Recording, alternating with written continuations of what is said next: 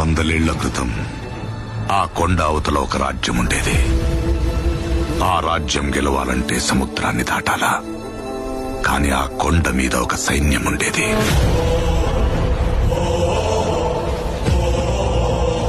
దేశం జల్లెడపట్టి రాజు తెచ్చుకున్న సైన్యం. కులం లేదు, మతం లేదు, భయం అసలే లేదు. వాళ్ళ దైవం ఆయుధం,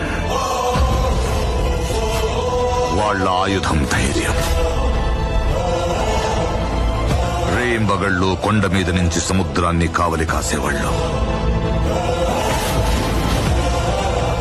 శత్రువుల రక్తంతో 100 సార్లు ఎరుపెక్కిన ఈ సముద్రానికి సాక్ష్యంగా ఈ చోటు ఎర్ర సముద్రమయ్యింది.